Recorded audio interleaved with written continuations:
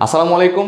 Fundamental of ম্যাথমেটিক্সের chapter 6 complex number system, এই চ্যাপ্টারের আজকে লেকচারে তোমাদেরকে সবাইকে ওয়েলকাম। তো হচ্ছে আমরা আজকে এই লেকচারটাতে, এই টোটাল লেকচারে হচ্ছে আমরা এই চ্যাপ্টার শেষ করে দিব। ওকে, এই চ্যাপ্টার থেকে খুব একটা প্রশ্ন হয় না, তবে 2-1 বছর পর পর কয়েকটা প্রশ্ন রিপিট হয়। ঠিক আছে, তো ওই কয়েকটা প্রশ্নই হচ্ছে আমরা সলভ করব যেগুলো হচ্ছে বারবার রিপিট হয়। ওকে, এখন এই চ্যাপ্টারে এটা খুব ছোট একটা চ্যাপ্টার, ঠিক আছে। তো আমরা এই চ্যাপ্টারের বেশ কিছু জিনিসপত্র হচ্ছে আমরা এইচএসসি তে পড়ে আসছি। ওকে, ধরো কমপ্লেক্স নাম্বার কি বা জটিল সংখ্যা কি, এটা কিন্তু আমরা এইচএসসি তে পড়ে আসছি, আমাদের পুরো একটা কিন্তু চ্যাপ্টারই ছিল। এবং আশা করি এই চ্যাপ্টারটা তোমরা কেউ মিস দিয়ে আসো না, কারণ এটা খুব একটা সোজা চ্যাপ্টার ছিল। ঠিক আছে, তো একটা কমপ্লেক্স নাম্বারকে, একটা জটিল সংখ্যাকে নর্মালি এই যে এ প্লাস আইবি ফরম্যাটে লেখা হয়। এ প্লাস আইবি ফরম্যাটে যে কোনো নাম্বারকে জটিল সংখ্যা বলা হয় বা কমপ্লেক্স নাম্বার বলা হয়। ঠিক আছে, যেখানে আই মানে কি, আই মানে কি জানি আমরা, যেখানে আই সমান হচ্ছে √1 অর্থাৎ কমপ্লেক্স নাম্বার বা জটিল সংখ্যার আইডিয়াটা শুরু হয়ে হচ্ছে এখান থেকে, যে √1 কে আই ধরে। ওকে, তো একটা জটিল সংখ্যার হচ্ছে দুটা পার্ট থাকে, একটা হচ্ছে তার বাস্তব পার্ট আর একটা হচ্ছে তার অবাস্তব পার্ট। এই যে এটাকে কি বলা হয়, এটাকে বাস্তব পার্ট বলা হয় বা রিয়েল পার্ট বলা হয়। এই জেড যদি একটা কমপ্লেক্স নাম্বার হয়, তাহলে তার বাস্তব বা রিয়েল পার্টকে আর ই অফ জেড এটা দিয়ে প্রকাশ করা হয়, এবং বাস্তব পার্ট হচ্ছে এক। ঠিক আছে, আর তার অবাস্তব অংশকে আই এম মানে হচ্ছে imaginary of Z equals to এই যে এটাকে অবাস্তব বলা হয় আর এটাকে বাস্তব বলা হয়। ঠিক আছে, আর কোন একটা কমপ্লেক্স নাম্বারে যদি বাস্তব পার্টটা যদি দেখো, বাস্তব পার্টটা যদি না থাকে, শুধুমাত্র অবাস্তব পার্ট থাকে, তখন সেটাকে পিওরলি ইমাজিনারি বলা হয়। ঠিক আছে, ধরো আমি জেড সমান ধরো, এগুলো একটু বেসিক জিনিসপত্র আমরা পড়ে তারপর হচ্ছে আমরা ম্যাথে ঢুকবো আর কি। ধরো আমি জাস্ট বললাম একটা নাম্বার হচ্ছে 8, জেড হচ্ছে একটা নাম্বার 8। দেখো এখানে কিন্তু অবাস্তব অংশ নাই, সরি, হ্যাঁ অবাস্তব অংশ কিন্তু নাই, এখানে যেটা আছে সেটা হচ্ছে বাস্তব। তাহলে এই যে এই জেড কে বলা হয় পিওরলি রিয়েল। কি বলা হয়? Purely real. ধরো আরেকটা কমপ্লেক্স নাম্বার হচ্ছে 8i। দেখো এখানে কিন্তু বাস্তব অংশ নাই। যদি বাস্তব অংশ যদি হ্যাঁ, যদি বাস্তব অংশ যদি না থাকে, তখন সেটাকে আমরা পিওরলি ইমাজিনারি বলি। ঠিক আছে, তাহলে একটা complex number A plus I B ফরম্যাটের হয়, এবং এ কে রিয়েল পার্ট বলা হয় আর বি কে ইমাজিনারি পার্ট বলা হয়। আর কোন একটা কমপ্লেক্স নাম্বারে যদি এই বি যদি না থাকে, মানে আই রিলেটেড টার্ম যদি না থাকে, জাস্ট বাস্তব অংশ যদি থাকে, তখন সেটাকে পিওরলি রিয়েল বা বিশুদ্ধ বাস্তব সংখ্যা বলা হয়। আর যদি বাস্তব অংশ না থাকে, অবাস্তব অংশ থাকে, তখন সেটাকে পিওরলি ইমাজিনারি বা বিশুদ্ধ কাল্পনিক সংখ্যা বলা হয় বা অবাস্তব সংখ্যা বলা হয়। ঠিক আছে, তো এখন এই একটা কমপ্লেক্স নাম্বারের আইডিয়া মোটামুটি আমরা দিলাম। ঠিক আছে, এখন কমপ্লেক্স নাম্বারের বেশ কিছু প্রপার্টিজ আছে। ধরো একটা কমপ্লেক্স নাম্বার যদি জেড সমান যদি এ প্লাস আইবি হয়, তাহলে তার জিওমেট্রিক্যাল কিন্তু একটা মিনিং আছে। ঠিক আছে, তোমরা পড়ে আসছো আর্গন চিত্র পড়ে আসছো। আর্গন চিত্র হচ্ছে, আমি যদি একটা গ্রাফের এক্স অক্ষকে যদি আমি বাস্তব অংশ বলি, ওয়াই অক্ষকে যদি আমরা অবাস্তব অংশ বলি,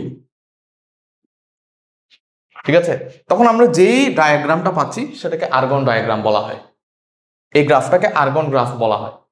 তো আর্গন গ্রাফে আমরা যদি একটা কমপ্লেক্স নাম্বারকে বসাতে চাই, তাহলে আমাদের বাস্তব অংশে এই বাস্তব অংশটা দিতে হবে, আর অবাস্তব অংশের দিকে অবাস্তব অংশটা দিতে হবে। তোরে এ হচ্ছে বাস্তব, তাহলে আমি এদিকে এ বরাবর যাব, আর এই যে বি হচ্ছে অবাস্তব, তাহলে এদিকে বি বরাবর যাব। তোর এদিকে বি গেলাম, তাই যে পয়েন্টটাতে যাচ্ছি সেটাই হচ্ছে আমার এই কমপ্লেক্স নাম্বারের পয়েন্ট। ঠিক আছে, তার মানে প্রত্যেকটা বাস্তব সংখ্যা, প্রত্যেকটা জটিল সংখ্যা, প্রত্যেকটা কমপ্লেক্স নাম্বার আর্গন চিত্রের এক একটা পয়েন্টকে নির্দেশ করে। ধরো 1+√3i, ধরো z সমান হচ্ছে 1+√3i। তার মানে এই z এর অবশ্যই একটা বিন্দু আছে। সেই বিন্দুতে আমরা কিভাবে পাবো যে আমাদের বাস্তব অক্ষের দিকে এক পরিমাণ যাইতে হবে, অবাস্তব অংশের দিকে √3 পরিমাণ যাইতে হবে।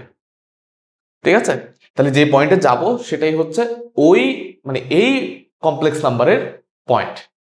ঠিক আছে, তো যেহেতু এই আর্গন চিত্রে যেহেতু প্রত্যেকটা কমপ্লেক্স নাম্বার এক একটা পয়েন্ট নির্দেশ করে, তাহলে অবশ্যই ওই পয়েন্টের অথবা ওই কমপ্লেক্স নাম্বারের একটা নির্দিষ্ট মডুলাস থাকবে, যেটাকে আমরা আর বলি। ওকে, অথবা এভাবে লিখি, এই জেড যদি এই কমপ্লেক্স নাম্বারটা হয় তাহলে অথবা এই যে মডুলাস দিয়ে জেড লিখি। ঠিক আছে, এবং ওই পয়েন্টের একটা নির্দিষ্ট আর্গুমেন্ট থাকবে যেটাকে থিটা বলি আমরা। ঠিক আছে, ওই যে কমপ্লেক্স নাম্বারের মডুলাস আর্গুমেন্ট পড়ে আসছো না এইচএসসি তে থাকতে? হ্যাঁ, তো আমরা এখানে এই ইনিশিয়াল অর্থাৎ শুরুর জিনিসগুলো আমরা এইচএসসি তে পড়ে আসছি, জাস্ট এগুলো আমরা একটু রিক্যাপ করতেছি। ওকে, তাহলে একটা কমপ্লেক্স নাম্বার যদি একটা পয়েন্ট রিপ্রেজেন্ট করে, একটা কমপ্লেক্স নাম্বার যেহেতু আর্গন ডায়াগ্রামে একটা পয়েন্ট, তাহলে ওই পয়েন্টের একটা কি থাকে, ওই পয়েন্টের একটা মডুলাস থাকে এবং একটা আর্গুমেন্ট থাকে।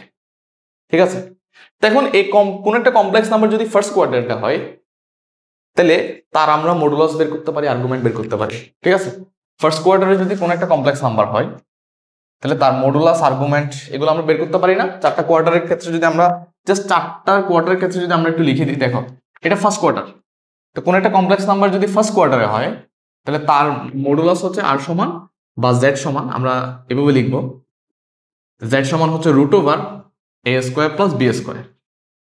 ওকে, অথবা এটাকে যদি আমরা x + iy আকারে লিখি তাহলে মডুলাস x² + y²। আর তার যে আর্গুমেন্ট হচ্ছে tan inverse modulus of y / x। ঠিক আছে, আবার যদি এখানে থাকে সেকেন্ড কোয়ার্টারে, যদি থাকে সেকেন্ড কোয়ার্টারে কখন থাকবে, যখন এই এক্সটা নেগেটিভ হবে এবং ওয়াইটা পজিটিভ হবে, তখন সে কোথায় থাকবে, সেকেন্ড কোয়ার্টারে থাকবে। তো সেকেন্ড কোয়ার্টারের ক্ষেত্রে মডুলাস সেম, জাস্ট আর্গুমেন্টটা ডিফারেন্ট হয়। আর্গুমেন্টটা কিরকম হয়, আর্গুমেন্টটা হচ্ছে phi minus tan inverse of y / x। আর থার্ড কোয়ার্টারে গেলে এই থিটাটা কত হয়, অর্থাৎ আর্গুমেন্টটা কত হয়, -5 + tan ইনভার্স y / x। আর ফোর্থ কোয়ার্টারে গেলে এই আর্গুমেন্টটা হয় -tan inverse modulus of y / x। এগুলো হচ্ছে তোমরা এইচএসসি তে পড়ে আসছো। ওকে, এই জন্য আমি ইন ডিটেইলস এগুলো বলতেছি না, জাস্ট আমরা একটু রিভিশন দিচ্ছি। ঠিক আছে, আমরা প্রবলেমে যাওয়ার আগে এই জিনিসগুলো একটু রিভিশন দিচ্ছি। ওকে, তো এখন এখানে যে আমরা আর্গুমেন্টটা পাই এটাকে আমরা আর্গুমেন্ট অফ জেডও বলতে পারি, ARG অফ জেডও বলতে পারি। ঠিক আছে, মডুলাসকে নরমালি এভাবে লেখা হয়, দেখো মডুলাসকে আমরা চাইলে আরও লিখতে পারি অথবা ARG অফ মডুলাস অফ জেডও লিখতে পারি। ঠিক আছে, আর আর্গুমেন্টকে আমরা থিটা বলতে পারি অথবা ARG অফ জেড বলতে পারি। ঠিক আছে, তো আর থিটা আমরা হচ্ছে ম্যাক্সিমাম ক্ষেত্রে হচ্ছে ওই সরলরেখা ব্যবহার করতাম, আর এখানে আমরা মডুলাস জেড আর আর্গুমেন্ট জেড মানে এই দুটো ফরম্যাট ব্যবহার করব। কোন দুটো ফরম্যাট ব্যবহার করব, এই দুটো ফরম্যাট ব্যবহার করব। ঠিক আছে, আচ্ছা এখন এইখানে যে আমরা চারটা আর্গুমেন্টের লিখছি, যে এটা একটা আর্গুমেন্ট, সেকেন্ড কোয়ার্টারের জন্য আর্গুমেন্ট হচ্ছে এটা হচ্ছে থার্ড কোয়ার্টারের জন্য, এটা হচ্ছে ফোর্থ কোয়ার্টারের জন্য। এগুলোকে মুখ্য আর্গুমেন্ট বলা হয়। কি বলা হয়, মুখ্য আর্গুমেন্ট। ওকে, অর্থাৎ তুমি যখন কোন একটা কমপ্লেক্স নাম্বার যখন এখানে থাকে তখন যে আর্গুমেন্টটা পাই আমরা, এই যে আর্গুমেন্টটা পাই সেটা হচ্ছে মিনিমাম, মানে আর্গুমেন্ট মানে তো একটা অ্যাঙ্গেল। এখানে যদি কোনো একটা কমপ্লেক্স নাম্বার থাকে তাহলে তুমি যে কোনটা পাচ্ছ সেটা হচ্ছে মিনিমাম। ওকে, ফর এক্সাম্পল ধরো 135 ডিগ্রিতে আছে। ঠিক আছে, এখন এটা যদি 135 ডিগ্রিতে থাকে, তুমি তাকে আবার 360 যদি তুমি বাড়াই দাও, আবার এখানে আসবে না? বুঝো না এই কাহিনী, আমি একটু বুঝাই তোমাকে। আমি মুখ্য আর্গুমেন্ট আর সাধারণ আর্গুমেন্ট এই জিনিসটা একটু তোমাকে বোঝাতে চাচ্ছি, এগুলো আমরা ম্যাথের ক্ষেত্রে ব্যবহার করব। ধরো কোন একটা কমপ্লেক্স নাম্বার ধরো এখানে আছে এবং তুমি বললা যে ওই কমপ্লেক্স নাম্বারের আর্গুমেন্ট হচ্ছে 45। ঠিক আছে, এখন কেউ যদি বলে যে না ওই কমপ্লেক্স নাম্বারের আর্গুমেন্ট হচ্ছে 405, কত 405, তাহলে সে কি ভুল বলছে? না, 45 বলছে যে এই কমপ্লেক্স নাম্বার আর্গুমেন্ট সেও সঠিক, আবার 405 যে বলছে সেও সঠিক। তবে এখানে আর্গুমেন্টের একটা প্রকারভেদের মধ্যে একটা ডিফারেন্স আছে, সেটা হচ্ছে যে 45 বলছে সে হচ্ছে মিনিমাম কোনটা বলছে, এবং তার যে আর্গুমেন্ট সেটাকে বলা হয় মুখ্য আর্গুমেন্ট। আর যে 405 বলবে, মানে আর্গুমেন্ট হচ্ছে যে 405 বলবে আবার 360 ডিগ্রি বাড়ায় যত আসে, অর্থাৎ 700 সামথিং বলবে। ঠিক আছে, এভাবে যখন সে বারবার এই ধরনের কোণ বলবে তখন এটাকে বলা হয় সাধারণ আর্গুমেন্ট। কি বলা হয় এটাকে? সাধারণ আর্গুমেন্ট। এবং মুখ্য আর্গুমেন্ট এবং সাধারণ আর্গুমেন্টের মধ্যে কিন্তু একটা পার্থক্য আছে। দেখো, মুখ্য আর্গুমেন্ট হচ্ছে 45 আর সাধারণ আর্গুমেন্ট হচ্ছে 405, এরপর আরো 360 বাড়বে, এভাবে বেড়ে বেড়ে যাবে।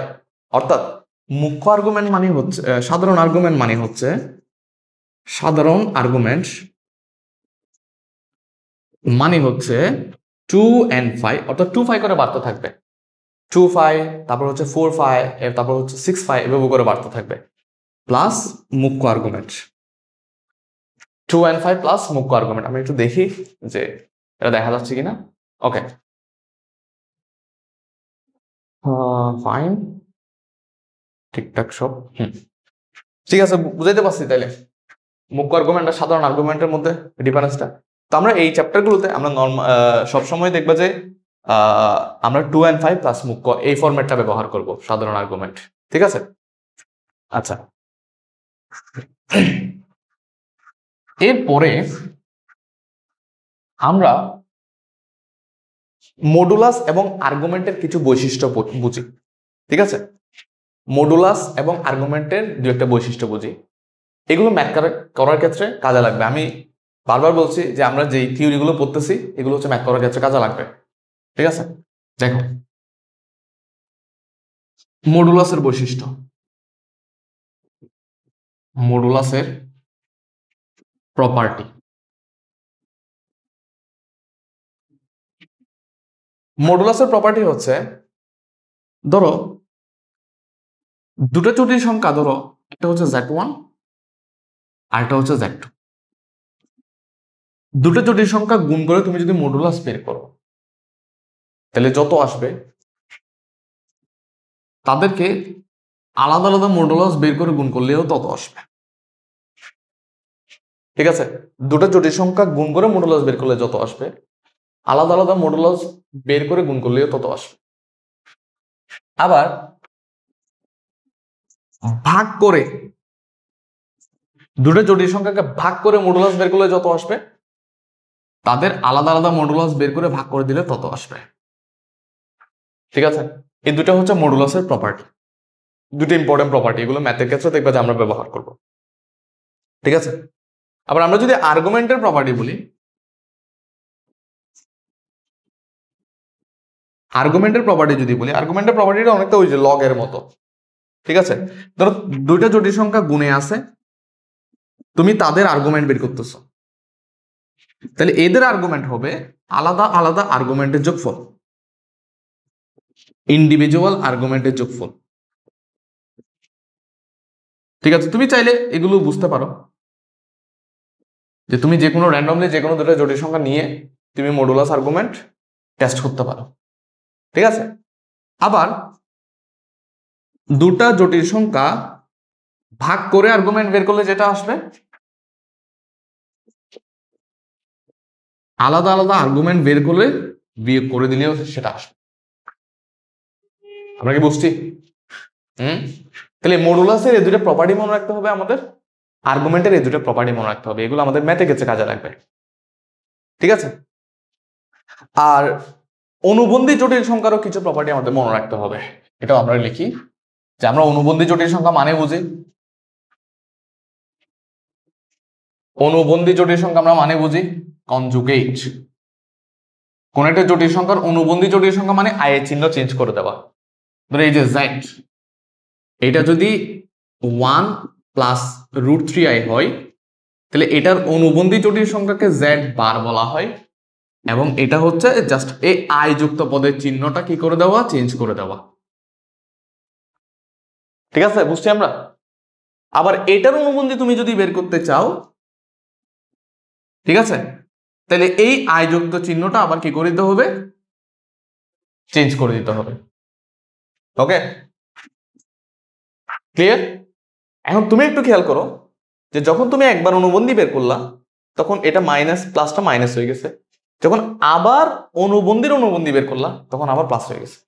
অর্থাৎ এখান থেকে আমরা বলতে পারি যে একটা প্রপার্টি বলতে পারি, সেটা হচ্ছে যখন আমরা একটা জটিল সংখ্যার দুইবার যখন কি বের করব, কনজুগেট বের করব, তখন আবার ওই জটিল সংখ্যাটা রিপিট করবে। ঠিক আছে? একটা জটিল সংখ্যার যখন তুমি পরপর দুইবার কনজুগেট বের করবা তখন দেখবে যে আবার ওই জটিল সংখ্যাটা কি করছে, রিপিট করছে। ঠিক আছে? আচ্ছা, 2 নম্বর প্রপার্টি সেটা হচ্ছে, ধরো দুটো জটিল সংখ্যা গুণে আছে, তুমি তাদের যদি গুণ করে কনজুগেট বের করো তাইলে এটা তাদের আলাদা আলাদা কনজুগেটের গুণফলের সমান হবে। বুঝো নাই? দুটো জটিল সংখ্যার গুণ করে যদি আমরা কনজুগেট বের করি তাহলে এই যে একটা জটিল সংখ্যা পাবো সেটা কিসের সমান হবে? তাদের আলাদা আলাদা কনজুগেটের গুণফলের সমান হবে। অর্থাৎ এই যে বারটা আমরা চাইলে কি করে দিতে পারি, দুটাকে ভাগ করে দিতে পারি, তাদের মাঝখানে চিহ্ন টিহ্ন কোনো কিছু পরিবর্তন হয় না, জাস্ট এটার কাছে একটু পরিবর্তন হয়। ঠিক আছে? এছাড়াও আরো কিছু প্রপার্টি আছে। ধরো আমি যদি বলি যে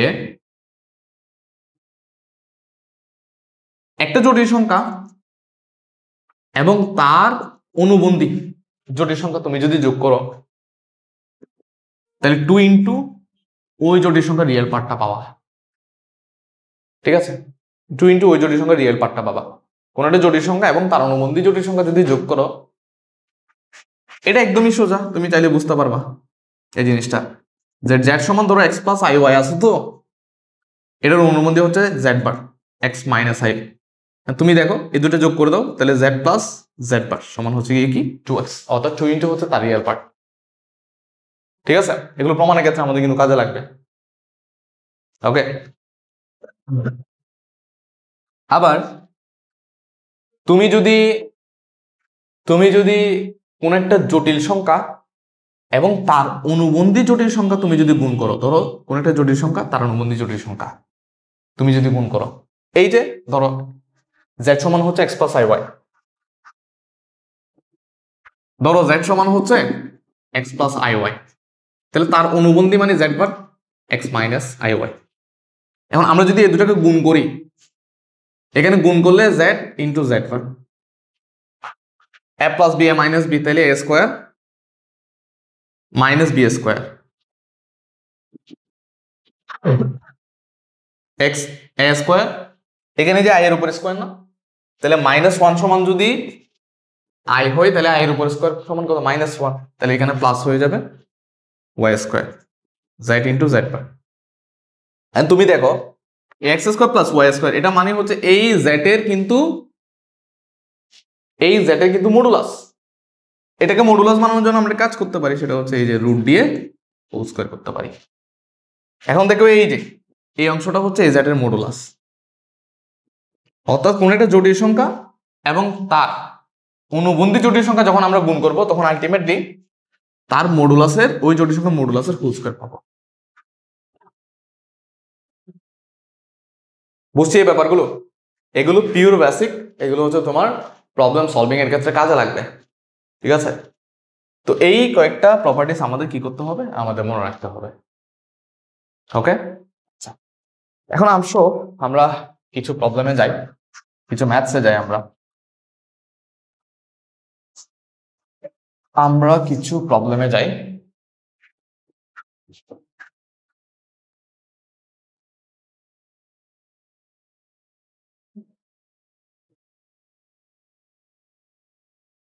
আচ্ছা, আমাদের এখানে প্রথম প্রবলেমটা হচ্ছে,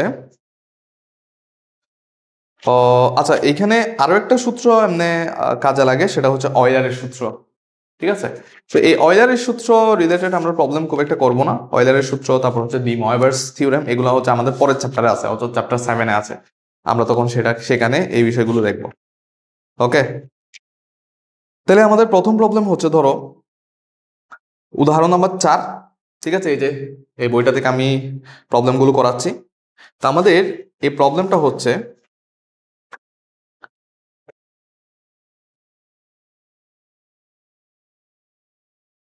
উদাহরণ 4।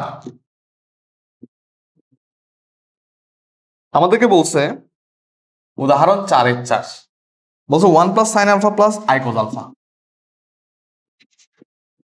আই কজ আলফা বলছে এটার মডুলাস এবং আর্গুমেন্ট বের করতে বলছে। ঠিক আছে, এটা মডুলাস এবং আর্গুমেন্ট বের করতে বলছে। আশা করি হ্যাঁ এই কালারটা বোঝা যাচ্ছে। এখন দেখো এখানে প্রথমে এটাকে আমাদের বাস্তব অবাস্তব অংশ এখানে আলাদা করা লাগবে। যে এখানে 1 প্লাস সাইন আলফা এটা হচ্ছে আমাদের বাস্তব অংশ, প্লাস আই কজ আলফা, এই যে কজ আলফা এটা হচ্ছে আমাদের অবাস্তব অংশ। ঠিক আছে, তো আমরা মডুলাস কিভাবে বের করি? রুট ওভার এটার হোল স্কোয়ার প্লাস এটার হোল স্কোয়ার। ঠিক আছে, বাস্তব অংশ হোল স্কোয়ার প্লাস অবাস্তব অংশ হোল স্কোয়ার। তাহলে এখানে তুমি যদি স্কোয়ার করো তাহলে থাকবে হচ্ছে 1 plus 2 sine alpha plus sine square alpha, আর অলরেডি আমাদের কি আছে এখানে কজ স্কোয়ার আলফা আছে। এখন দেখো যে sine square alpha cos square alpha মিলে 1 হয়ে যাবে, এখানে আছে 1, তাহলে 2 প্লাস 2 সাইন আলফা, তাহলে রুট ওভার 2 কমন দিলে 1 প্লাস সাইন আলফা, এটাই হচ্ছে মডুলাস। এখানে তো আর ক্যালকুলেশন করার খুব একটা দরকার নেই। হ্যাঁ, আচ্ছা এরপর হচ্ছে আচ্ছা আর্গুমেন্টও বের করতে বলছে আমাদের। আচ্ছা এখন আর্গুমেন্ট কিভাবে বের করবো? দেখো এটা ফার্স্ট কোয়ার্টারে, ঠিক আছে, এখানে আলফা যদি তোমার 0 থেকে 90-এর মধ্যে থাকে তাহলে ফার্স্ট কোয়ার্টারে, তারপর ফার্স্ট কোয়ার্টার ধরেই নি যেহেতু এখানে মাঝখানে প্লাস আছে। ঠিক আছে, এখন এটা যদি ফার্স্ট কোয়ার্টারে থাকে তাহলে ফার্স্ট কোয়ার্টারের ক্ষেত্রে আমরা যে আর্গুমেন্ট বের করি, এই আর্গুমেন্ট বের করার সূত্র হচ্ছে 2n5 প্লাস 2n5। দেখো এই আর্গুমেন্ট মানে হচ্ছে সাধারণ আর্গুমেন্ট, ওকে, এই জন্য 2n5 প্লাস তার মুখ্য আর্গুমেন্ট হচ্ছে ফার্স্ট কোয়ার্টারে থাকলে tan inverse y divided by x। তাহলে y কত এখানে? cos alpha divided by 1 plus sin alpha. বুঝছি? হ্যাঁ, এখন এখানে চাইলে তুমি ক্যালকুলেশন করতে পারো। কিরকম ক্যালকুলেশন করতে পারো? এই জায়গায় তুমি এটাকে 2n5 প্লাস tan ইনভার্স, তুমি চাইলে এটাকে 1 প্লাস এই সাইনটাকে তুমি চাইলে কস করতে পারো, কস করে 90 থেকে আলফাটা বিয়োগ করে দাও। দেখো এটাকে কোয়ার্টার করলে, এটাকে কোয়াড্রেন্ট করলে কিন্তু এটা আসবে। আবার এই যে কসকে তুমি চাইলে সাইন করতে পারো, সাইন 90 মাইনাস আলফা, মানে এই যে কজ আলফাকে আমরা এই ফর্মেটে লিখতে পারি, সাইন আলফাকে আমরা এই ফর্মেটে লিখতে পারি। কেন? কারণ আমরা সাইন সামথিং থাকলে তার একটা সূত্র জানি। এই যে আমরা এই সূত্রটা জানি না, দেখো তো এইটা করা হচ্ছে জাস্ট আমাদের ফর্মুলাতে কনভার্ট করার জন্য। যে আমাদের আমরা সাইন 2 আলফার সূত্র জানি না, সাইন 2 আলফার সূত্র হচ্ছে 2 সাইন আলফা কজ আলফা। ঠিক আছে, তো এটা বেসিকটা কি ছিল? এটা বেসিক ছিল হচ্ছে এখানে 2 আলফা থাকলে এখানে তার অর্ধেক হয়ে যায়, এখানে তার অর্ধেক হয়ে যায়। এই জন্যই হচ্ছে আমরা কজ আলফাকে সিস্টেম করে আমরা সাইন আলফাতে কনভার্ট করে নিলাম। এবার আমরা সূত্র ব্যবহার করব। ঠিক আছে, 2n5 প্লাস tan ইনভার্স। তুমি দেখো এখানে সাইন যেটা থাকবে 2 সাইন এটার অর্ধেক হয়ে যাবে, এটার অর্ধেক হলে 5 divide by 4 minus alpha divide by 2 হবে, কস এটার অর্ধেক হবে, তার মানে 5 divide by 4 minus alpha divide by 2 হবে। আর এই যে 1 প্লাস কস থিটা, এটার আমরা একটা সূত্র জানি যে 1 প্লাস কস থিটা সমান হচ্ছে 1 প্লাস কস থিটা, এটা ফর্মুলা হচ্ছে 2 cos square theta divided by 2। অর্থাৎ এখানে যে কোণ থাকে এখানে গিয়ে তার অর্ধেক হয়ে যায়। তাহলে এখানে 1 প্লাস কস সামথিং আছে, তাহলে 2 কজ স্কয়ার এখানে এই কোণের অর্ধেক হয়ে যাবে, অর্ধেক মানে হচ্ছে 5 divide by 4 minus alpha divide by 2। এই অংশটাকে 2 দিয়ে ভাগ করলে এখন তুমি 2 কাটাকাটি করতে পারো, তাহলে তোমার তাকে হচ্ছে এখানে 2n5 প্লাস tan ইনভার্স। এখন তুমি দেখো এখানে এটার এটা কাটাকাটি করলে just sin phi divide by 4 minus alpha divide by 2 একেবারে লিখে দিই। দেখো এখানে তুমি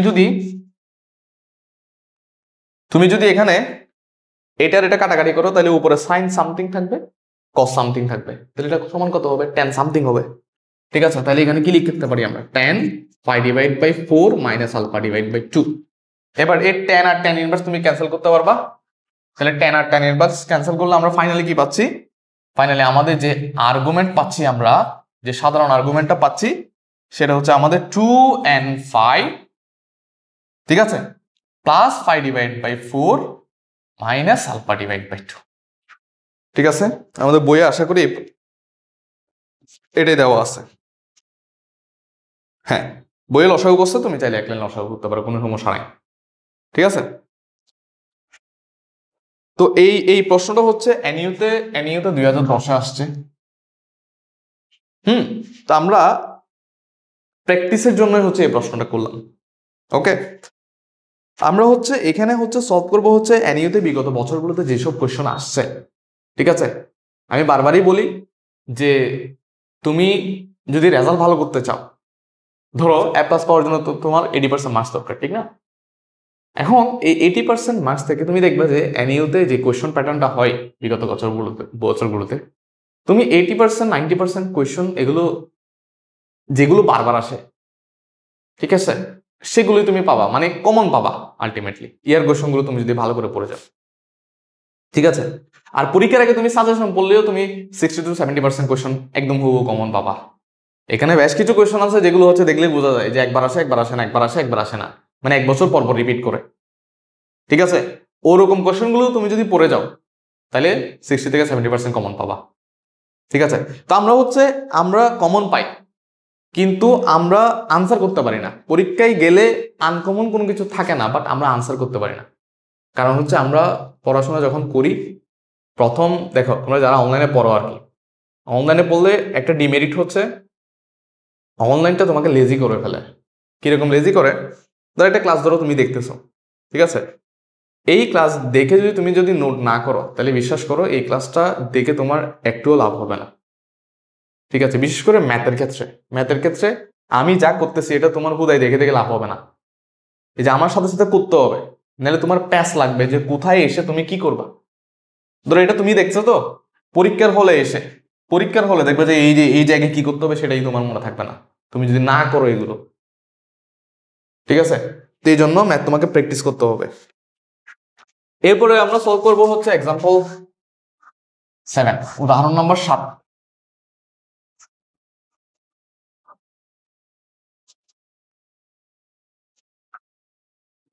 বলছে দুটি জটিল সংখ্যা নির্ণয় করো যাদের যোগফল হচ্ছে 6 এবং গুণফল হচ্ছে 18।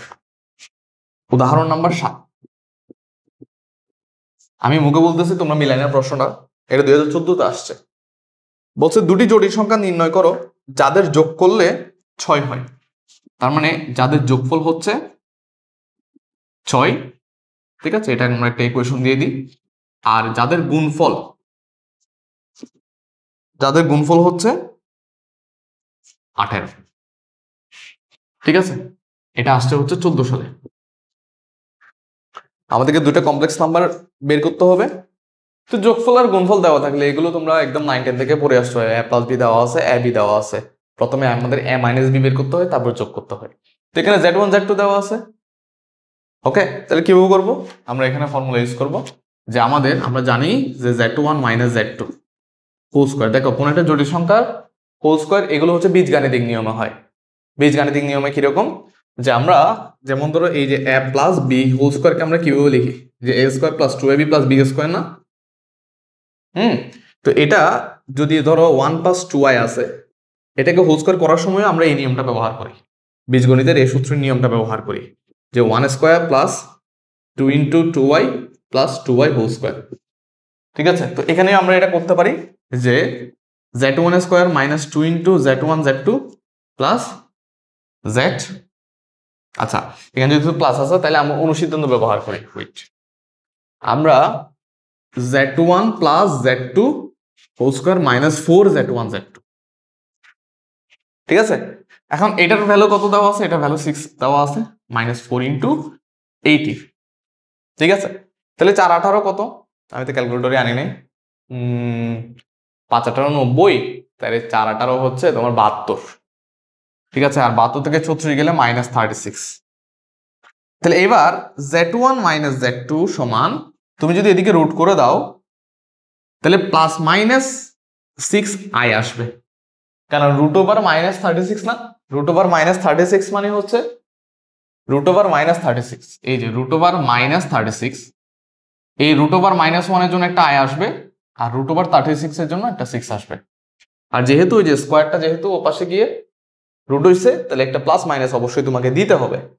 ওকে, এখন এই z1 - z2 এটা আমরা কয়টা পাইলাম, একটা পাইলাম 6i, আর একটা পাইলাম হচ্ছে গিয়ে কি তোমার -6i।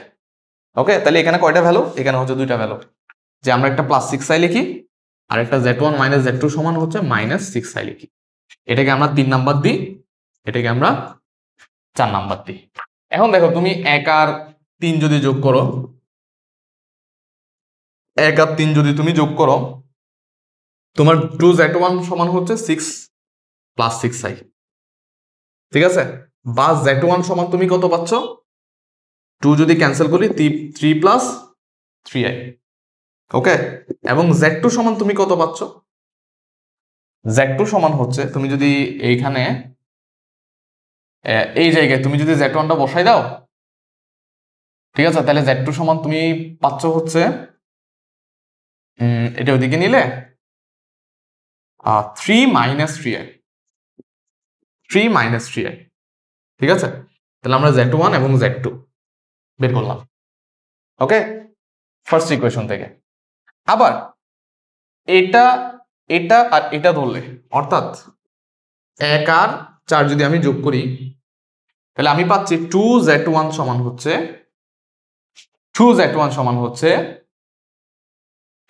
এটা যোগ করলে 6 - 6i, তার মানে z1 সমান হচ্ছে 3 - 3i। ঠিক আছে, আর আমি যদি z1টা যে কোনো একটা জায়গায় বসাই দিই, তাহলে সেক্ষেত্রে আমরা পাচ্ছি z2 সমান হচ্ছে -3 না 3 + 3i, সেক্ষেত্রে আমরা এটা পাচ্ছি। ঠিক আছে, তো আনসার দেখো, আনসার আলটিমেটলি সেম, জাস্ট তুমি যখন এটা নিয়ে কাজ করছো তখন হচ্ছে তুমি z1টা তুমি প্লাস পাইছো, z2টা মাইনাস পাইছো, আর যখন তুমি এটা নিয়ে কাজ করছো তখন জাস্ট উল্টা পাল্টা হয়েছে, রুটগুলো z1 z2 জাস্ট একটু উল্টা পাল্টা হয়েছে। ঠিক আছে, এটাই হচ্ছে আমাদের আনসার। আশা করি আমরা বুঝছি। ঠিক আছে, আমাদের দুটো জটিল সংখ্যা হচ্ছে, একটা হচ্ছে 3 - 3i, আর একটা হচ্ছে 3 + 3i, এবং এদেরকে যোগ করলে আমরা 6 পাই, এবং গুণ করলে আমরা কত পাই, গুণ করলে আমরা 18 পাই। ওকে, আচ্ছা, বুঝলাম, আশা করি বুঝছি।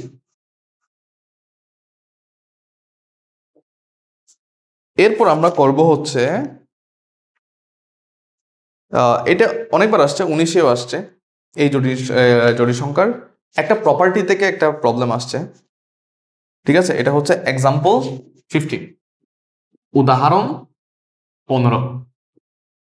ঠিক আছে, এটা আসছে হচ্ছে 7, 17, 19, বিশেষ করে 17 আর 19-এ 2 বছরই রিপিট করছে। তো তুমি কোশ্চেনগুলো দেখবা যে অ্যানি কোশ্চেনগুলো হচ্ছে এরকমই হয়, যে 17 আসলে 18 আসবে না, 19-এ আসবে, 19-এ আসলে 20-এ আসবে না, আবার 21-এ আসবে, এক বছর পর পর রিপিট হয়। ঠিক আছে, এই জন্য তুমি যদি ধরো তুমি 24-এর পরীক্ষার্থী, ঠিক আছে, তোমরা যারা ফার্স্ট ইয়ার আসো তোমরা তো 25-এর পরীক্ষার্থী, ঠিক না, তো ধরো তুমি 25-এর পরীক্ষার্থী, ঠিক আছে, তাহলে ওই 24 সালে যেগুলো আসছে এগুলো বাদ দিতে হবে। ঠিক আছে, কারণ কোশ্চেন আসে হচ্ছে 1 বছর পর পর। ওকে, আচ্ছা, হ্যাঁ, তো সেটা বলছে হচ্ছে কোশ্চেনটা হচ্ছে এরকম যে z1 এবং z2 যদি দুটো জটিল সংখ্যা হয়, তাদের modulus less than z1 plus z2। ঠিক আছে, তো এটাও জটিল সংখ্যার কিন্তু একটা প্রপার্টি। যে তুমি যদি দুটা জটিল সংখ্যাকে যোগ করে মডুলাস করো, সেই মডুলাসটা আলাদা আলাদা মডুলাসের ছোট হবে অথবা সমান হবে, কিন্তু কখনোই বড় হবে না। ঠিক আছে, তো এটা আমরা প্রমাণ করব। তো এই ম্যাথটা যে শুরু করব, এটা আমরা একটা প্রপার্টি দিয়ে শুরু করব। দেখো আমরা কিন্তু মডুলাসের কিন্তু প্রপার্টি পড়ছিলাম। ঠিক আছে, ধরো আচ্ছা এটা আমরা সলিউশন দিই। আমরা মডুলাসের প্রপার্টি কি জানি, ধরো তুমি z1 প্লাস z2 এই জটিল সংখ্যার মডুলাসের উপর স্কয়ার কখন থাকে? যখন ওই জটিল সংখ্যা এবং তার অনুবন্ধী যখন গুণে থাকে। বুঝো নাই? এরকম একটা প্রপার্টি ছিল না, কোন একটা জটিল সংখ্যা এবং তার অনুবন্ধী জটিল সংখ্যা গুণ করলে কি হয়? ওটার মডুলাসের উপর হোল স্কয়ার হয়। ঠিক আছে, এই যে একটু আগে পড়াইছি। ওকে, এখন দেখো এই দুটা জটিল সংখ্যার যোগ করে মডুলাস বের করা যায় কথা, আলাদা আলাদা মডুলাস বের করে যোগ করে দেওয়া একই কথা। আমরা মডুলাসের প্রপার্টিতে পড়ছি। এখন এটাকে আমরা কি বলতে পারি? দেখো তো z1 প্লাস z2 আছে না, এটাকে আমরা z1 বার z2 বার। ওকে, যেহেতু এটা কনজুগেটের প্রপার্টি ছিল, যে দুটো জটিল সংখ্যার যোগফলের কনজুগেট হচ্ছে আলাদা আলাদা কনজুগেটের যোগফল। ঠিক আছে, এখন দেখো তুমি যদি গুণ করে দাও তাহলে z1 z বার প্লাস z1 z2 বার, আবার প্লাস এই z1 বার প্লাস z2 বার। ঠিক আছে, এখন এই z1 আর z1 বারকে আমরা z1 আর z1 বারকে আমরা চাইলে, এতটুকু দেখা যাচ্ছে কিনা আমি একটু দেখি।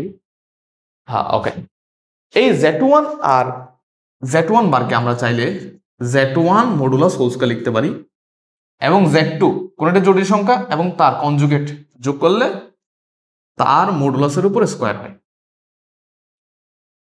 ক্লিয়ার?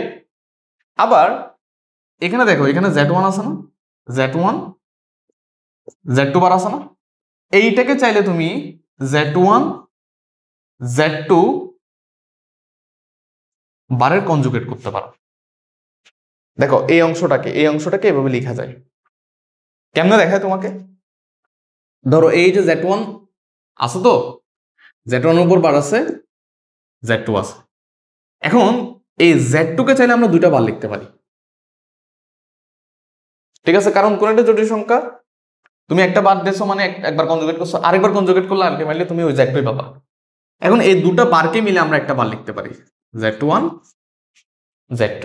এগুলো সবগুলো ছিল প্রপার্টি। ওকে, বৈশিষ্ট্য। এখন দেখো এইবার খেয়াল করো, ধরো এই z1 z2 বার হচ্ছে একটা জটিল সংখ্যা, আর z1 z2 বারের উপর আবার একটা বার আছে, অর্থাৎ এবার হচ্ছে এরকম z1 প্লাস z1 বার। সিস্টেমটা এরকম হয়ে গেছে। অথবা z প্লাস z বার, এটাকে যদি আমরা একটা জটিল সংখ্যা ধরি, ঠিক আছে, এই জটিল সংখ্যার উপর একটা বার আছে না, অর্থাৎ z আর z বার, z আর z বার অর্থাৎ কোন একটা জটিল সংখ্যা এবং তার কনজুগেট তুমি যদি যোগ করো, তাহলে 2 ইন্টু ওই জটিল সংখ্যার রিয়েল পার্ট হবে। ঠিক আছে, তাহলে এটাকে আমরা কি লিখতে পারি? দেখো z1 square plus z2 square plus 2 into ওই জটিল সংখ্যার রিয়েল পার্ট হবে, অর্থাৎ z1 z2 বারের রিয়েল পার্ট হবে। বুঝছি এটুকু আমরা বুঝছি। আচ্ছা, এতটুকু আসলে এবার দেখো, এতটুকু যদি তুমি আসো, এইবার একটু খেয়াল করো, সেটা হচ্ছে যে দুটা জটিল সংখ্যার, ধরো যে কোনো একটা জটিল সংখ্যা, ঠিক আছে, এই x প্লাস আই ওয়াই, আচ্ছা এটার রিয়েল পার্ট কত? রিয়েল পার্ট হচ্ছে x। ঠিক আছে, এটা হচ্ছে তার রিয়েল পার্ট। আর এটার মডুলাস কত? এটার মডুলাস হচ্ছে √x square plus y square. Okay, এটা হচ্ছে তার মডুলাস। এখন একটু খেয়াল করো ভালো করে, এটা হচ্ছে real part of z. X বড় নাকি root over x square plus Y square বড়? ধরো তোমাকে বললাম 2 বড় নাকি 2 স্কোয়ার প্লাস 1 স্কোয়ার বড়? অবভিয়াসলি এটা বড় হবে। কেন? কারণ 2 স্কোয়ার মানে তো 4, 4 এর উপর রুট পড়লে 2 হইতো, বাট 4 এর উপর 4 এর সাথে 1 যোগ করে তুমি রুট করতেছো, তাহলে এটা 2 চেয়ে বেশি হবে। তাহলে আলটিমেটলি এটা কি হবে? এটা বড় হবে অথবা সমান হবে যদি এইটা 0 হয়। হ্যাঁ, তা আমি বোঝাতে চাচ্ছি যে এই যে এটা, এই এক্সটা, এটা ছোট হবে এটা চেয়ে, অথবা সমান হবে যখন এই ওয়াইটা 0 হবে। অর্থাৎ এই রিয়েল যে কোনো একটা জটিল সংখ্যার রিয়েল পার্ট ওই জটিল সংখ্যার মডুলাসে ছোট অথবা সমান হবে।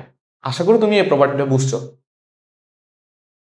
হ্যাঁ, এটা যদি তুমি বুঝো তাহলে দেখো তো, যদি এটা থাকে তাহলে এই পুরোটা চেয়ে এটার এই টু ছাড়া আমি যদি এখানে লিখি, দেখো যে বললাম z1 square plus z2 square plus 2, আমি যদি এখানে রিয়েল পার্ট না লিখে আমি যদি ডিরেক্ট মডুলাস লিখি, হ্যাঁ, তাহলে রিয়েল পার্টের চেয়ে যেহেতু এই অংশটা ছোট, তাহলে এই দেখো এটুক পর্যন্ত কিন্তু সেম আছে, এটুক আর এটুক যেহেতু সেম আছে, তাহলে এটা চেয়ে যেহেতু এটা ছোট, সরি এটা বড়, তাহলে অবশ্যই এটা লেস দেন অর ইকুয়াল হবে। অর্থাৎ এটার চেয়ে এটা কি হবে? বড় হবে। তাহলে এটার চেয়ে এটা বড় মানে এটা যেহেতু এটা সমান, আবার এটা যেহেতু এটা বড়, তাহলে এটার চেয়ে কি হবে? এটা বড় অথবা সমান হবে। অর্থাৎ আমরা এখন লিখতে পারি হচ্ছে, আমরা এখন কি লিখতে পারি? আমরা এখন লিখতে পারি হচ্ছে যে z1 plus z2 modulus square less than or equal z1 square plus z2 square plus 2 z1 z2। এখন মডুলাসের দেখো, মডুলাসের আরেকটা বৈশিষ্ট্য বলছিলাম না, যে দুটো জটিল সংখ্যার যদি মডুলাস থাকে তাহলে আলাদা আলাদা মডুলাসের গুণফল আকারে লেখা যায়। ঠিক আছে, তাহলে এখানে তুমি এটাকে z1 z2 বার আকারে লিখতে পারবা। ঠিক আছে, মডুলাস z1 বারের মডুলাস যা z1 এর মডুলাসটা, অর্থাৎ এই যে এই ব্যাপারটা হচ্ছে এরকম। ধরো আমরা জানি হচ্ছে z1, ধরো z সমান যদি আমরা x প্লাস আই ওয়াই বলি, এটার মডুলাস কত? এটা modulus root over x square plus Y square না? আবার z বারের মডুলাস যদি আমরা বলি যে x মাইনাস আই ওয়াই, এটারও মডুলাস কত? Root over x square minus y whole square মানে ওয়াই স্কোয়ার না? হ্যাঁ, তাহলে আমরা এখানে কি লিখতে পারি? এখানে আমরা চাইলে কি লিখতে পারি? এটাকে আমরা চাইলে এভাবে লিখতে পারি যে z1 square plus z2 square plus 2 modulus of z1 into z2। ঠিক আছে, এরপর এটাকে হোল স্কোয়ার ফর্মেটে লিখতে পারি যে z1 স্কোয়ার প্লাস z2, এটাকে টোটালটাকে হোল স্কোয়ার ফর্মেটে লিখতে পারি। এটাই হচ্ছে z1 প্লাস z2 বারের উপর স্কোয়ার। এবার তুমি স্কোয়ার বাদ করে দিলে কত থাকবে? z1 প্লাস z2 মডুলাস সমান হচ্ছে z1 এর মডুলাস প্লাস z2 এর মডুলাস। সেই যে প্রমাণ হয়ে গেল। হ্যাঁ, প্যাচ আছে। ঠিক আছে, এই প্রবলেমটা তোমাকে করতে হবে, দু একবার করতে হবে, কারণ এখানে যে প্রপার্টিস গুলো আমরা ব্যবহার করে এগুলো করতেছি। ঠিক আছে, এই প্রপার্টিস গুলো তোমাকে বুঝতে হবে। ওকে, আচ্ছা বুঝছি আমরা, তাহলে এই প্রবলেমটা আশা করি বুঝছি সবাই, আশা করি বুঝছি। ওকে, এরপরে আমাদের আরেকটা প্রবলেম আসে, সেটাও 21-এ আসছে। ঠিক আছে, সেই প্রবলেমটা আমরা দেখব। সে প্রবলেমটা হচ্ছে উদাহরণ 22, উদাহরণ নাম্বার 22।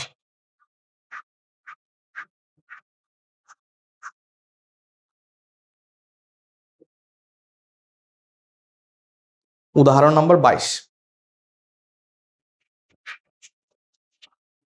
ঠিক আছে,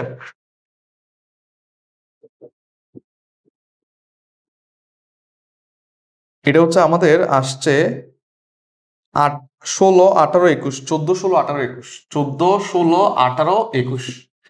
ঠিক আছে, তার মানে এই প্রশ্নটাও রিপিটেড একটা কোয়েশ্চেন, বুঝতে হবে ভালো করে। সেখানে প্রমাণ করতে বলছে যে z যদি একটা কমপ্লেক্স নাম্বার হয় তাহলে প্রমাণ করো যে 2√2 মডুলাস অফ জেড এটা রিয়েল পার্ট অফ জেড এর modulus plus imaginary part of Z এর মডুলাস। ঠিক আছে, এটা আমাদের প্রমাণ করতে হবে। ওকে, তো এটা আমরা এই প্রমাণটা শুরু করব হচ্ছে একটা বেসিক ইনইকুয়ালিটি থেকে। ঠিক আছে, একটা অসমতা থেকে। তোমাদের এই যে আমরা যে আমাদের আগে যে অসমতা আমরা পড়ে আসছি, ঠিক আছে, ওই অসমতাতে আমাদের পাওয়ার মিন নামে একটা অসমতা ছিল। সে অসমতাটা ছিল এরকম যে ধরো a⁴m plus b⁴m divide by 2 এটা greater than or equal a plus b divide by 2 full to the power m। ঠিক আছে, এরকম একটা আমাদের অসমতা ছিল। এই অসমতা থেকে আমরা এই প্রমাণটা শুরু করব। তোমাকে একটু মনে রাখতে হবে যে এইটার প্রমাণ হচ্ছে এরকম অসমতা থেকে শুরু করতে হয়। ঠিক আছে, এখানে অবশ্য বলে রাখি, এখানে এই যে এটা দুই রকম ছিল। গ্রেটার দেন অর ইকুয়াল ছিল যখন m এর ভ্যালু যখন এই 0 থেকে 1 মনে হয় 0 থেকে 1 যখন এটা বাইরে থাকে। ঠিক আছে, এভাবে যখন 0 থেকে 1 এর বাইরে থাকে তখন আমাদের এরকম ছিল, আর 0 থেকে 1 হইলে এটা লেস দেন হইতো, এরকম একটা অসমতা ছিল। ঠিক আছে, তো ওখান থেকে আমরা বেসিক্যালি হচ্ছে কি এটা শুরু করব। ঠিক আছে, আচ্ছা, এখন এটা যদি হয়, দেখো আমরা তাহলে এটাকে কি লিখতে পারি, এই modulus of x plus modulus of y, ধরো র্যান্ডমলি দুটো নাম্বার নিচ্ছি। ঠিক আছে, এটার ধরো স্কোয়ার দিচ্ছি, এটা অবশ্যই কিসের চেয়ে বড় হবে, modulus of x plus modulus of y divide by 2 এটার স্কোয়ারের চেয়ে বড় হবে। ঠিক আছে, এটা স্কোয়ারের চেয়ে কি হবে, বড় হবে। এখন এখান থেকে হচ্ছে আমরা এই প্রমাণটা নিয়ে আসবো। কেউ দেখো যে এটাকে modulus of x whole square দিব plus modulus of Y whole square দিব। আর এদিকে এদিকে আমরা 2 দিব গ্রেটার দেন অর ইকুয়াল, এখানে modulus of x plus modulus of Y এটা হোল স্কোয়ার ডিভাইডেড বাই কত 4। এখন এটা কাটাকাটি করলে কত হবে, 2 হবে। 2 এদিকে চলে আসবে। 2 যদি এদিকে চলে আসে তাহলে modulus of x whole square plus modulus of Y whole square 2 greater than or equal modulus of x plus modulus of Y whole square. ঠিক আছে, এরপর রুট করে দিলে তো মনে হয় এটা মিলে গেছে। রুট করে দিলে এখানে √2 আর root over modulus of X, মানে এক্স এর পজিটিভের হোল স্কোয়ার, এটা আলটিমেটলি এক্স এর হোল স্কোয়ারের সমান হবে। ঠিক আছে, তুমি যদি 2 স্কোয়ার করো তাহলে কত আসবে, 4 আসবে। -2 স্কোয়ার করলে কত আসবে, 4 আসবে। অর্থাৎ তুমি যাকে স্কোয়ার করতেছো সে প্লাস হোক মাইনাস হোক নো প্রবলেম, স্কোয়ার করলে পজিটিভ হয়ে যাচ্ছে। অর্থাৎ কাইন্ড অফ এই স্কোয়ারটা একটা মডুলাসের মতোই কাজ করতেছে। এর জন্য মডুলাস না দিলে কোনো সমস্যা নাই। Greater than or equal x y. এখন দেখো এই যে এই √2 এটা হচ্ছে জেড এর মডুলাস, গ্রেটার দেন এটা হচ্ছে ওই জেড এর রিয়েল পার্ট, এই যে এটা হচ্ছে রিয়েল পার্ট এবং এটার পাশে মডুলাস, প্লাস এটা হচ্ছে ইমাজিনারি পার্ট এবং এটার পাশে মডুলাস। প্রমাণ হয়ে গেছে, ছোট্ট প্রমাণ। ঠিক আছে, ছোট্ট প্রমাণ পরীক্ষায় আসে।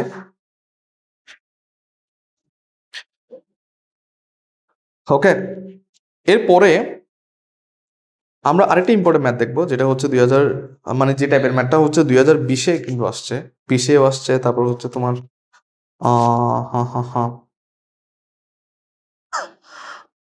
হ্যাঁ 20-এ আসছে। ওকে, সেই টাইপের ম্যাথটা হচ্ছে তোমরা হচ্ছে ইয়াতে করে আসছো, যদিও এইচএসসিতে করে আসছো। ধরো এখানে আমরা উদাহরণ 24-এর 5 নাম্বারটা করব, উদাহরণ 24-এর 5 নাম্বারটাই করব। ওকে, আসো উদাহরণ 24-এর 5 নাম্বারটা করি।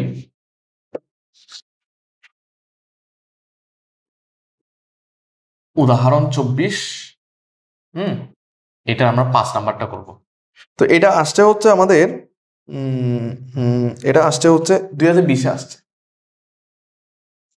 ঠিক আছে? এটা 20-এও আসছে। ওকে, তো এটা হচ্ছে তোমরা এইচএসসিতে তোমরা পড়ে আসছো যে প্রবলেমটাও, যে z-1 plus z+1 equals to 1 বলছে এইটা দ্বারা প্রকাশিত সঞ্চারপথ একটি অধিবৃত্ত, ঠিক আছে?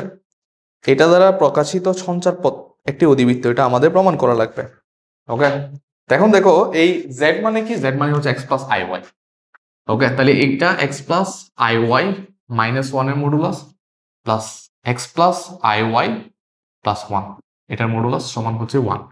এখন দেখো এটাকে আমরা x মাইনাস y লিখতে পারি না? প্লাস iy মানে বাস্তব অবাস্তব অংশ একসাথে আলাদা আলাদা করে লিখতেছি, ঠিক আছে? এখন দেখো এটার মডুলাস মানে হচ্ছে রুট ওভার বাস্তব অংশ হোল স্কয়ার প্লাস অবাস্তব অংশ হোল স্কয়ার প্লাস এটার মডুলাস মানে হচ্ছে,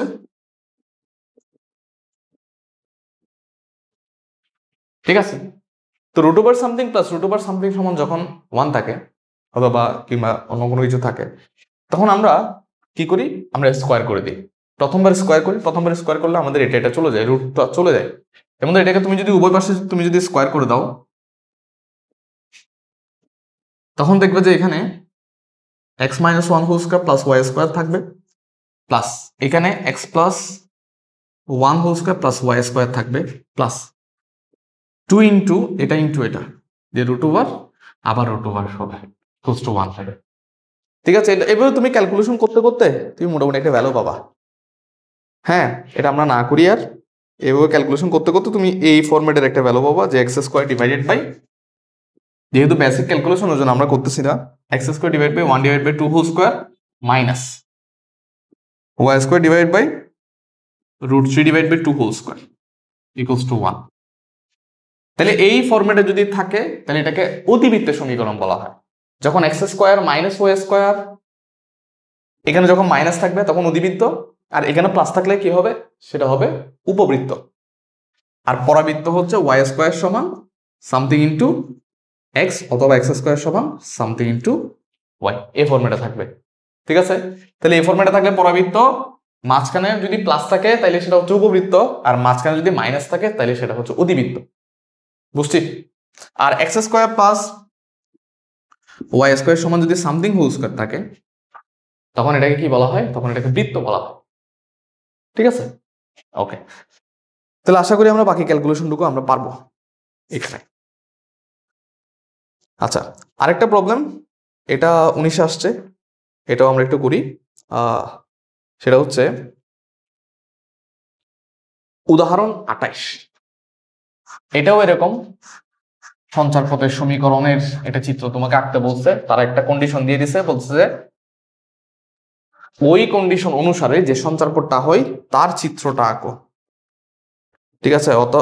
বলছে নিম্নের সম্পর্কগুলো দ্বারা প্রকাশিত অঞ্চলের বর্ণনা দাও, ঠিক আছে? উদাহরণ 28, এটা আসছে হচ্ছে 19 আসছে। ওকে, আচ্ছা, বলছে R E of 1 divided by Z less than half. Okay, এখন এটা যে অঞ্চলটা নির্দেশ করে সেই অঞ্চলের তোমাকে একটা চিত্র আঁকতে বলছে। এখন কোন অঞ্চল নির্দেশ করে সেটা তোমাকে আগে সমীকরণ বের করা লাগবে। সমীকরণ ছাড়া তো তুমি অঞ্চল বুঝতে পারবো না, সেটা কি একটা বৃত্তাকার অঞ্চল নির্দেশ করে, নাকি একটা উপবৃত্তাকার অঞ্চল নির্দেশ করে, নাকি অধিবৃত্তাকার, নাকি একটা সরল রেখা, ঠিক আছে? তো এখন এই 1 ডিভাইড বাই জেড এখানে মনে রাখতে হবে, যদি এরকম জেড দেওয়া থাকে কোথাও, তাহলে জেড সমান হচ্ছে এক্স প্লাস আই ওয়াই। তাহলে এই জেড, দেখো জেড সমান হচ্ছে এক্স প্লাস আই ওয়াই। এখানে আমরা সহজেই রিয়েল পার্ট ইমাজিনারি পার্ট বুঝতে পারি, যে রিয়েল পার্ট হচ্ছে এক্স, ইমাজিনারি পার্ট হচ্ছে y. But 1 divided by z যদি থাকে তাহলে এটা রিয়েল পার্ট কত হবে, ইমাজিনারি পার্ট কত হবে? এটার জন্য আগে আমাদের এই অংশটাকে এক্স প্লাস আই ওয়াই ফরম্যাটে নিতে হবে। এবং এক্স প্লাস আই ওয়াই ফরম্যাটে নেওয়ার জন্য আমরা এইচএসসিতে কি করতাম, আমরা নিচে যেটা থাকে তার অনুবন্ধী উভয় পাশে গুণ করতাম। তাহলে আমরা এক্স মাইনাস আই ওয়াই উভয় পাশে যদি গুণ করি এক্স মাইনাস আই ওয়াই, তাহলে নিচে এক্স প্লাস আই ওয়াই এর সাথে এক্স মাইনাস আই ওয়াই গুণ হয়ে কি হবে, এটা হবে। ওকে, এইবার দেখো এক্স মাইনাস আই ওয়াই আর নিচে x square plus Y square. তাহলে এটাকে যদি আমরা আলাদা করি 1/z সমান আমাদের কত থাকে, x minus i y divided by x square plus Y square. এরপর এটাকে বাস্তব অবস্থা আলাদা করলে এটা হচ্ছে বাস্তব, আর অবাস্তব যদি বলি এটা হচ্ছে অবাস্তব। ঠিক আছে, তাহলে এটা রিয়েল পার্ট। দেখো তাহলে রিয়েল পার্ট অফ 1/z সমান হচ্ছে x divide by x square plus Y square, এবং এটা হাফের চেয়ে ছোট বলছে। তাহলে আমরা এদিকে যাই। সুতরাং এই যে x divide by x square plus Y square এটা হচ্ছে এই হাফের চেয়ে ছোট। ঠিক আছে, তাহলে এবার x square plus Y square উভয় পাশে গুণ করি। উভয় পাশে গুণ করলে আমাদের এদিকে কত থাকে, আমরা যদি আমরা ব্যস্তকরণ করে দিই, ব্যস্তকরণ করলে x square plus Y square divided by x greater than এখানে কত হবে, 2 হবে। তাহলে x square plus Y square greater than x যদি ওদিকে গুণ করি 2x হবে। ঠিক আছে, x square plus Y square minus 2x greater than 0। Okay, এখন দেখো এটা হচ্ছে একটা বৃত্ত নির্দেশ করে, বাট বৃত্তটা কেন্দ্র কোথায় আছে সেটা বোঝার জন্য আমাকে এটা x minus something whole square plus y minus something whole square এই ফরম্যাটে নিতে হবে। বুঝছি? এখন দেখো এই এক্স স্কোয়ার মাইনাস 2x এখানে একটা যদি প্লাস 1 আনি আমি ইচ্ছা করে, ওয়াই স্কোয়ার গ্রেটার দেন 1 আনতে পারবো না, উভয় পাশে একটা 1 যোগ করে দিচ্ছি। তাহলে এটার ফলে আমার এই অংশটা এক্স মাইনাস 1 হোল স্কোয়ারের ফর্মুলাতে গেল, আর এটা হচ্ছে ওয়াই। এখন দেখো এই ওয়াই স্কোয়ারকে তুমি ওয়াই মাইনাস 0 হোল স্কোয়ার লিখতে পারবো। তাহলে এই x minus 1 whole square plus y minus 0 whole square equal to যদি 1 থাকতো তাহলে এটা একটা বৃত্ত নির্দেশ করত। ঠিক আছে, আমি একটু গ্রাফটা আঁকি। দেখো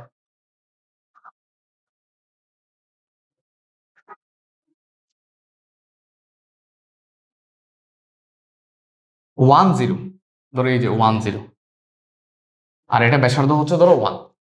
ওকে, এটা হচ্ছে 1 0। খেয়াল করো ভালো করে, যদি ইকুয়াল টু যদি 1 থাকতো তাহলে এটা বৃত্ত হইতো, এই যে এরকম একটা বৃত্ত হইতো। বাট যেহেতু গ্রেটার দেন 1,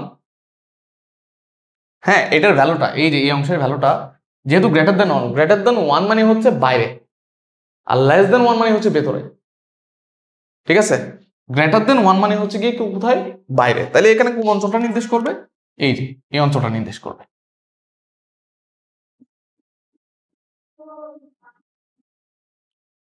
এটাকে ছুবে না, কিন্তু এখানে তুমি নিতে পারবা না অঞ্চলটা। কেন? কারণ ইকুয়াল টু 1 থাকলে হয়তো জাস্ট এই রেখাটাই, বৃত্তের পরিধিটাই হয়তো ইকুয়ালস টু 1 থাকলে, কারণ এই পরিধির যে পথ, এই পথের সূত্রই হচ্ছে ইকুয়ালস টু 1। বাট যেহেতু গ্রেটার দেন 1 তাহলে পরিধির পর থেকে শুরু হবে অঞ্চলটা, আর যদি লেস দেন 1 থাকতো তাহলে পরিধির ভেতরে শুরু হইতো। কথা কি বুঝছো? 3 ধরনের চিত্র দেখো, এই চিত্রটা 3 ধরনের হইতে পারে। ধরো যদি দেখো এরকম যে x square plus Y square equals to 1, তাহলে এটা চিত্র হচ্ছে বরাবর এটা। ঠিক আছে, এটা চিত্র হচ্ছে এটা, মানে এটাই হচ্ছে অঞ্চল, এই যে এটাই হচ্ছে অঞ্চল। যদি x square plus Y square greater than 1, তাহলে এই যে বাইরে হবে। কোথায় হবে? বাইরে হবে, টাচ করবে না কিন্তু। আর যদি x square plus Y square greater less than 1, তখন কোথায় হবে? তখন হবে ভেতরে, এই যে ভেতরে, কিন্তু পরিধিকে টাচ করবে না। আবার যদি ইকুয়ালস টু 1 হয়, দেখো ইকুয়ালস টু 1 হয় তাহলে কিন্তু এটা টাচ করবে, ইকুয়াল হলে কিন্তু টাচ করবে অঞ্চলটা, এটা সহ হবে। আবার যদি এখানে ইকুয়াল হয় তাহলে এই যে এগুলো টাচ করবে, পরিধিকে টাচ করবে। ঠিক আছে, কে সবগুলো বুঝছো? এটা আমাদের অঞ্চল যখন আমরা বের করব তখন আমাদেরকে এটা বুঝতে হবে। ওকে, আশা করি বুঝছি এই প্রবলেমটা। তো এগুলোই হচ্ছে পরীক্ষায় আসে বারবার, তো আশা করি তোমরা এগুলো পারবা। হ্যাঁ, তো এই চ্যাপ্টার থেকে হয়তো 4 নাম্বার, হ্যাঁ, অথবা অথবা 6 নাম্বার এরকম নাম্বার পাইতে পারো। তবে এই চ্যাপ্টারটা খুবই সোজা। এই যে আমি যে কয়েকটা ম্যাথ করাইলাম আজকের লেকচারে, এই ম্যাথগুলো দেখলে তুমি এনাফ। ঠিক আছে, এই প্রবলেমগুলো দেখলেই এনাফ, এগুলো থেকে তুমি কমন পাবা। ঠিক আছে, আচ্ছা, তাহলে আমাদের আজকের লেকচার হচ্ছে এতটুকু পর্যন্ত। আর তোমরা যারা আমাদের এই রেগুলার এই যে প্লে লিস্ট ফান্ডামেন্টাল অফ ম্যাথমেটিক্সের আমরা যে প্লে লিস্টটা বানাচ্ছি, এখানে সবগুলো চ্যাপ্টার ধীরে ধীরে আমি আপলোড করতেছি। ওকে, তো এই প্লে লিস্টটা দেখলে আশা করি ফান্ডামেন্টাল অফ ম্যাথমেটিক্সে তোমার একটা ভালো নলেজ আশা করি ক্রিয়েট হবে। ওকে, আর আমাদের পেইড কোর্সে তোমরা যদি ভর্তি হতে চাও, আমাদের ফার্স্ট ইয়ারে আমাদের 3টা পেইড কোর্স আছে আমার নতুন সিলেবাসের। একটা হচ্ছে ফান্ডামেন্টাল অফ ম্যাথমেটিক্সের, এই যে এটার, তারপর হচ্ছে আরেকটা হচ্ছে linear algebra and analytic geometry. এটা আগে 2টা কোর্স ছিল, এখন একটা করে হচ্ছে। ওকে, আর ক্যালকুলাস 1, হ্যাঁ, বলা যায় হচ্ছে সবকিছু হচ্ছে এই ক্যালকুলাস 1, এটার সিলেবাস আসলে অনেক বড়। ওকে, তো এই 3টা পেড কোর্স আমাদের চলমান আছে। তোমরা কেউ চাইলে ডিসক্রিপশনে যে নাম্বারটা দেওয়া আছে সেখান থেকে চাইলে তোমরা এনরোল করতে পারো। ভালো থাকো, সুস্থ থাকো। আমাদের আজকের লেকচার এতটুকু পর্যন্ত। আল্লাহ হাফেজ।